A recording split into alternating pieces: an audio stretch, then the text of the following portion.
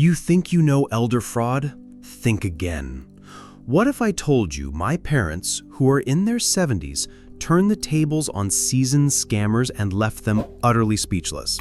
This isn't just a story about avoiding a scam, it's about outsmarting the con artists at their own game. Sometimes the most devastating defeats come from underestimating your opponent. It was a Tuesday morning in March when the phone rang at my parents' house. Mom was watering her orchids, Dad reading the newspaper at the kitchen table. Just another quiet morning in their retirement. The voice on the other end was urgent, official, terrifying. Mrs. Johnson, this is Agent Martinez from the Social Security Administration. I'm calling because there's been suspicious activity on your Social Security number. Your benefits are about to be suspended, and there's a warrant out for your arrest. Mom's hands began to shake. This wasn't some robocall or obvious phishing attempt.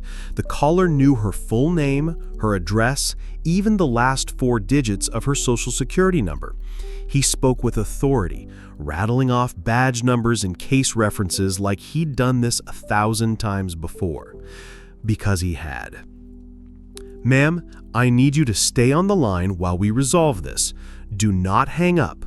Do not call anyone else, or the warrant will be executed immediately. Mom gestured frantically to Dad, who quietly picked up the extension. For the next 20 minutes, Agent Martinez painted a terrifying picture. Her identity had been stolen. Criminals were using her Social Security number to open bank accounts, launder money, even purchase drugs. The FBI was involved. Local police were en route.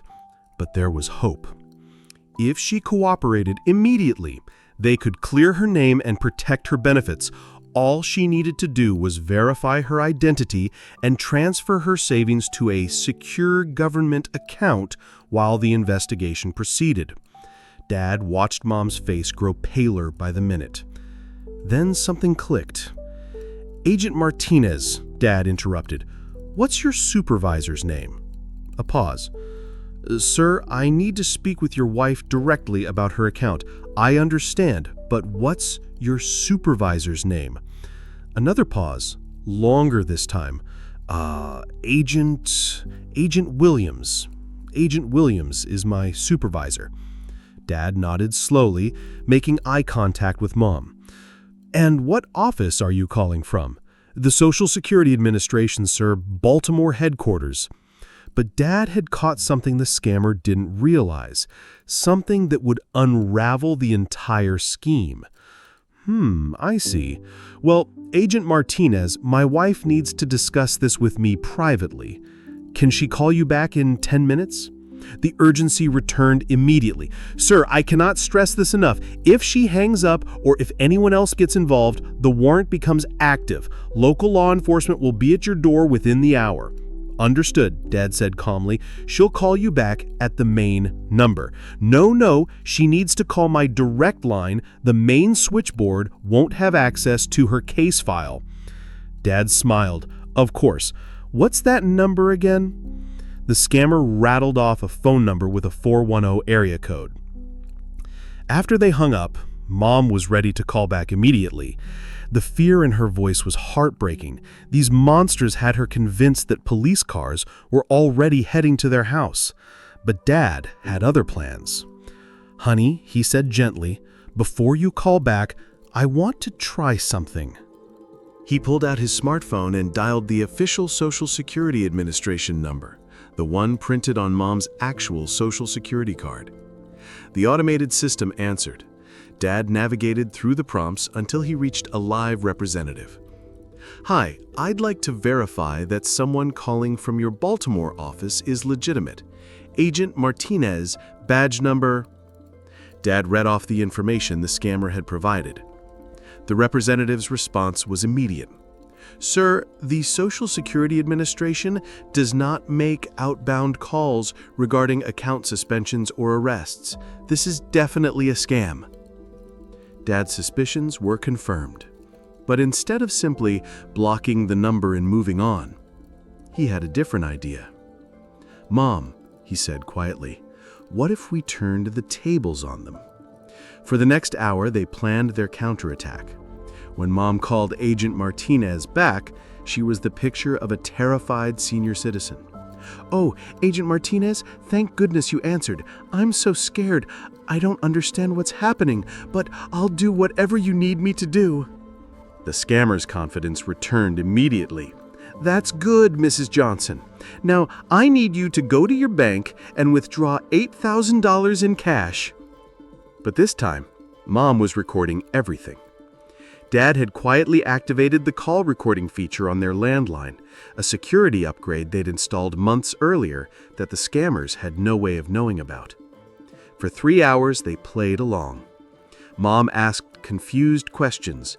Agent Martinez grew increasingly impatient, walking her through elaborate instructions for withdrawing money, purchasing gift cards, even driving to a specific address to meet a federal courier. Every illegal instruction, every threat, every manipulation tactic, all of it preserved in crystal clear digital audio. Then came the moment they'd been waiting for. "Mrs. Johnson, the courier is waiting outside your bank. You need to hand him the gift cards immediately or the arrest warrant will be executed." Mom's voice trembled with fear. Okay, I'm walking outside now." Dad was already on his second phone texting their son, a detective with the local police department. "I see a man in a suit by a black sedan. Is that him?" "Yes, that's Agent Rodriguez. Hand him the cards and your paperwork." Perfect. Now they had him. "Agent Martinez," Mom said, her voice suddenly steady and cold, "I have a question for you." "Ma'am?" "How does it feel to know you're about to be arrested?" Silence. "Because the FBI, the real FBI, is currently surrounding your federal courier, and every word you've said for the past 3 hours has been recorded and transmitted directly to law enforcement." The line went dead, but it was too late. The courier, a local accomplice who thought he was picking up easy money, was already in handcuffs, and he was talking. Within 24 hours, investigators had traced the call center operation across 3 states. Agent Martinez turned out to be Carlos Mendez, a 34-year-old con artist running an elaborate phone scam targeting seniors from a rented office space in Florida. He'd been at this for years, stealing hundreds of thousands of dollars from elderly victims who were too embarrassed or frightened to report the crimes. But he'd made one critical mistake. He underestimated my parents. The FBI agent who called my parents the next day couldn't hide his admiration. "Mr. and Mrs. Johnson, in 30 years of investigating fraud cases, I've never seen victims turn the tables like this. Your evidence led us to shut down an entire criminal network." Carlos Mendez was sentenced to 12 years in federal prison. His accomplices received sentences ranging from 3 to 8 years. And the recording of Mom's phone call? It's now used in FBI training seminars as an example of how to gather evidence against telephone scammers. My parents didn't need to be tech experts or trained investigators. They just needed to remember one simple truth. Real government agents don't threaten arrests over the phone, don't demand gift cards as payment, and they definitely don't get nervous when you ask for their supervisor's name. More importantly, they learned that sometimes the best defense against predators is making them think you're easy prey while you're actually the one setting the trap. The scammers thought they were hunting helpless seniors. Instead, they walked straight into the jaws of 2 retired teachers who'd spent 40 years dealing with people trying to fool them. And in the end, the con artists learned the same lesson that countless middle schoolers had discovered over the decades. You can't outsmart my parents. You can only think you can, until it's too late.